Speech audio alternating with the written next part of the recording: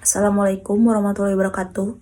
Perkenalkan, nama saya Listi Sri Mulyani dengan NIM 2101168. Di sini saya mahasiswa PJKR FPOK UPI akan mempresentasikan psikologi olahraga, yaitu dosen pengampunya Profesor Dr. Yusuf Hidayat MSI tentang bab 11 yang berjudul teknik coping dalam aktivitas olahraga. Nah, di dalam dunia olahraga, atlet yang berprestasi atau terlibat dalam cabang olahraga kompetitif harus mempunyai kemampuan dalam mengatasi berbagai kemampuan untuk memberikan stimulus yang berpotensi memberikan pengalaman stres terhadap dirinya. Contohnya misalnya kecaman-kecaman dari penonton, terus rasa sakit akibat cedera, terus kekalahan dalam berbagai pertandingan. Kelemahan yang dimiliki atlet biasanya itu kelemahan fisik maupun kelemahan mentalnya.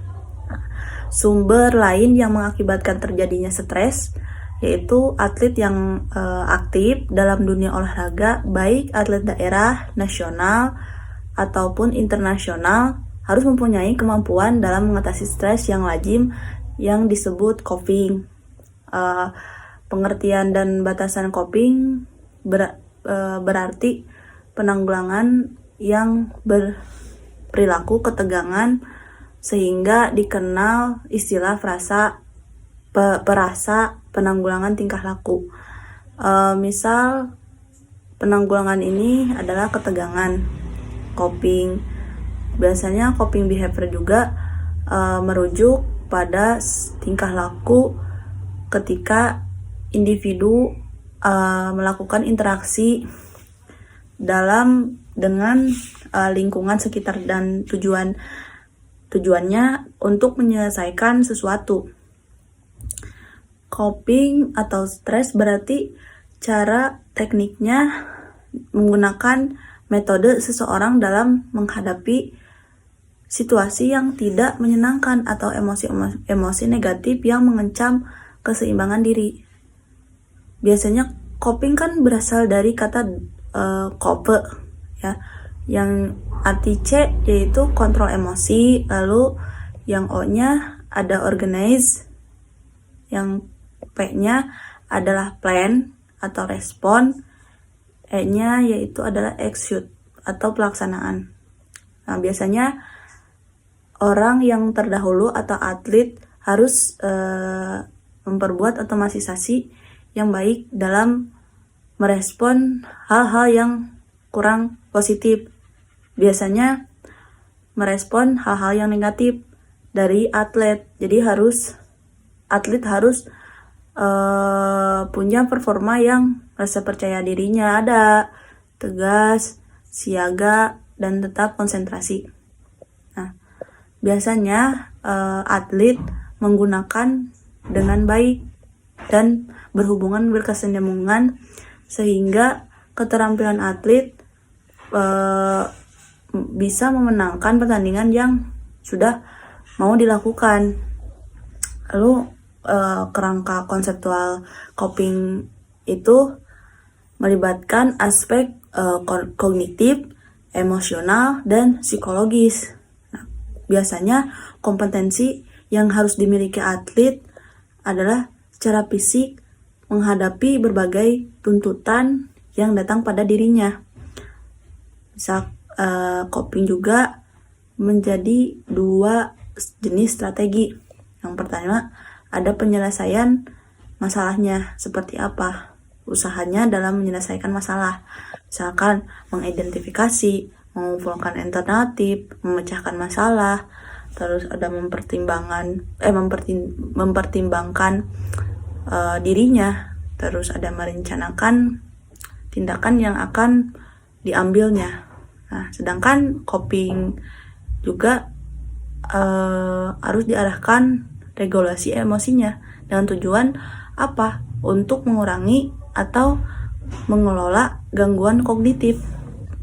Pengukuran keterampilan coping biasanya dapat diukur dengan menceritakan tentang segala sesuatu yang dipikirkan, yang dirasakan dan dilakukan.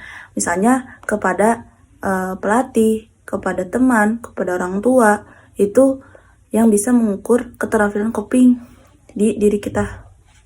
Nah, salah satu instrumennya bisa digunakan dengan skala penilaian untuk mengukur coping, antara lain stress rating scale for student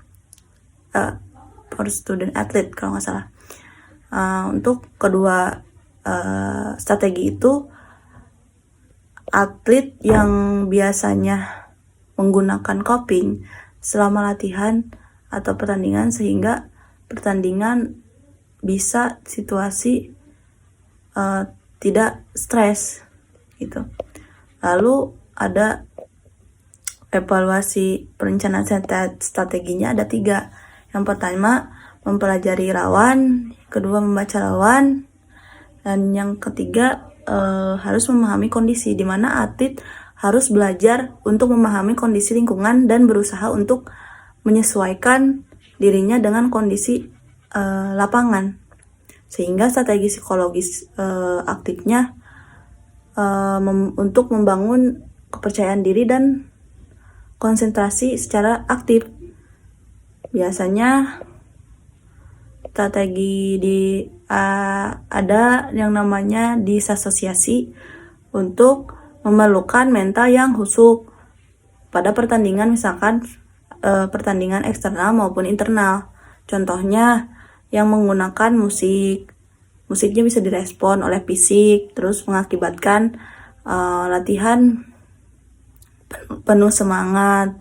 Dan bisa ahli psikologi juga ada yang mengatakan bahwa mengapa atlet yang cedera tidak kembali kepada kualitas penampilan mereka dahulu, karena meskipun istirahatnya secara fisik penuh, tapi perhatian mereka tidak benar-benar fokus pada faktor lingkungan atau tim dan lawannya. Seperti itu presentasi yang saya dapat saya sampaikan. Wassalamualaikum warahmatullahi wabarakatuh.